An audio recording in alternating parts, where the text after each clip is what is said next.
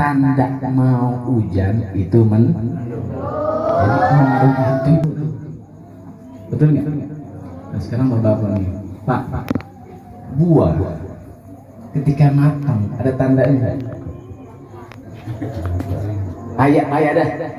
Allah kan hijau semua tuh, matang nih, itu dicek tuh sama Allah. Jadi warna tahu kita, nah ini matang nih berarti ya, enak nih matang nih dimakan. Bilang itu karena masih mentah. Kok bisa tahu? Ada tandanya. Betul nggak? Orang sekarang, orang kalau udah tua, ada tandanya nggak? Banyak. Pala mulai berubah. Jadi Nah khususnya nih, saya bicara begini, wallahi semata-mata nggak ada niat buat nasihatin buat orang tua saya di hadapan saya. Khusus buat saya pribadi dan buat jamaahnya Bang Wiji ini yang masih pada muda-muda. Ya. Nah begitupun kita semua nih. Kagak ada yang namanya orang tua dan si anak pun pengen mendapatkan hidup yang bahagia akhiratnya. Tuh ada cirinya tuh. Ada tandanya. Ini anak mudanya mana Ji? Ya. Jadi kalau kita pengen berhasil itu ada cirinya. Nih, dipasang buku. Ini buat makasih nggak pas di sini pas. Nah, yang pertama kalau kita mau berhasil itu diciriin. Yang itu usia 15 sampai usia 22. Usia tamis sampai usia balik ini masa pengenalan dan imtihan dalam hal ibadah. Jadi usia 7 tahun sampai 15 orang tua jangan sampai lalai dalam perkara agama anaknya, baik urusan ngajinya dan yang lain-lain. Kenapa? Kalau sampai orang tua lalai 7 sampai 15, nanti pas dia mulai balik, jangan salahkan dia malas dalam ibadah. Karena masa itu masa perkenalan, contoh dan latihan buat anak untuk ibadah. Sama anak kita yang nanganin ibu, bukan bapaknya. Gak usah tahu, karena saya nanya sendiri. Ibu yang maju. Sampai sekarang sistem sekolah itu kadang ada sekolah sampai pulang jam 3, jam 4. Betul nggak? 2 at-talib, 3 al-al. Bapak, ustaz, sama anaknya. Urusan agama di keluarga itu bapak yang berperan, jangan ibu. Di urusan anak kita ini urusan ngaji sholat, bapak yang maju. Karena kalau ibu rata kendor. Nah, kenapa terjadi ibu di zaman saya? Ketika anak yang dulu capek pulang sekolah, ibu dulu ibu. Kenapa? Nah, sekarang ibu yang ibu nggak kuat, nggak bisa makanya nggak efektif dalam pembelajaran agama. Putus anak ngaji. Ya, jadi yang pertama harus rajin. Dulu usia segini nih, 7 tahun sampai 15 tahun. Ya. Nah, nanti usia 15 tahunnya nih anak itu otak sampai usia 22 lagi kenceng-kencengnya tuh buat belajar. Pas kalau anak mendokin pas SMP tuh pas. Kalau bisa jangan sampai keluar sampai usia 22. Karena tuh otak saking kuatnya buat ngapal, buat belajar itu sampai 22. Nah nanti usia 22 ke atas usia pemahaman.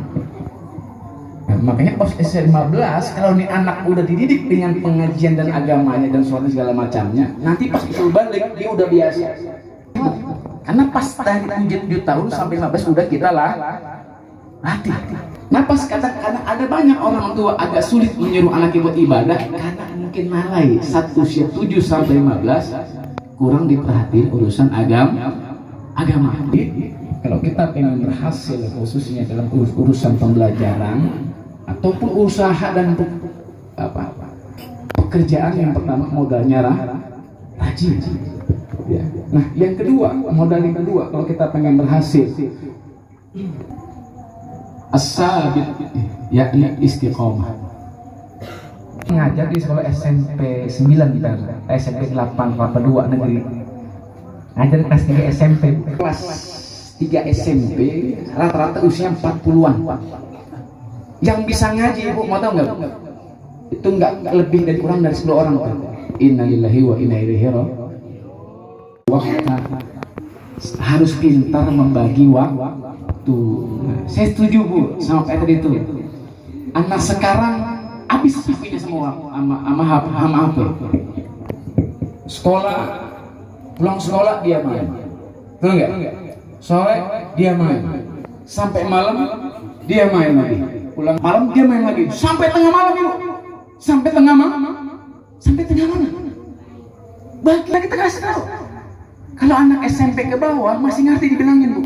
Kalau susah kita dibilangin, suami kita kudu maju. Habis sekolah istirahat, asar sholat main silakan. Jam rumah, siap-siap mau sholat. Habis maghrib ngaji, habis ngaji pulang, usah main lagi. Kecuali malam minggu, kudu kurang bisa. Iya. Dia nggak bisa ngaji, dia nggak ngerti fikih, nggak ngerti tauhid. Nah gimana kita di alam kubur ntar? Ya, harapin siapa kita? Sedekah lah kita jarang sedekah. Boleh nggak? Doa. Dia bisa baca Fatihah. Bisa ngedoain orang tua. Allah ya karim sedih. Jadi anak-anakku sekalian, ya boleh main HP, tapi ingat waktu. Emang jam waktu main silakan. Jam 5 udah sore, ini pulang. Mandi, siap-siap mau sholat, selawatan sama PR yang baik. Harus jaga waktu, jangan main mulu. Ya. Harus rajin, biar berhasil belajarnya, ngajinya. Kedua harus, ingat nggak? Istiqomah. Ajak terus. Di sini berapa hari ngajinya? 4 hari. Hadir terus. Jangan melempang-melempang. Ntar ngaji, ntar enggak.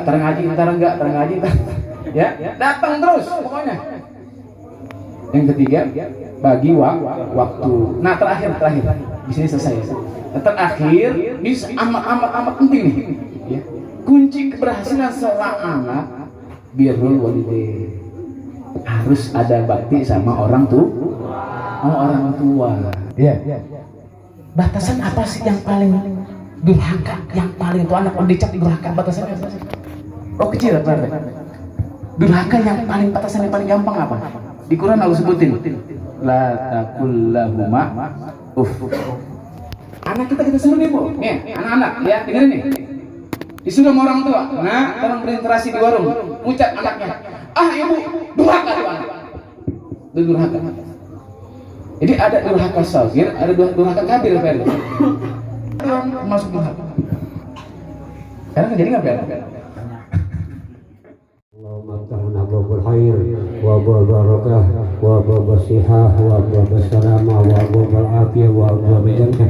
Allahumma inna nas'aluka ridhaka wal jannah wa na'udzubika min sakhatika wan nar. Allahumma inni wa dunya wal akhirah wa afiyatan fil jasadi wa ziyadatan fil ilmi wa barakatan fil rizqi wa tawbatan qabla al maut. Rabbana la tuzigh qulubana ba'da idh hadaytana wa hab lana min ladunka rahmatan innaka antal wahhab. Rabbana zalamna anfusana wa illam taghfir lana wa tarhamna lanakunanna minal khasirin. Rabbana taqabbal subhanakallahumma wa tahiyyatu bi salam wa akhiru da'wana alhamdulillahi rabbil alamin.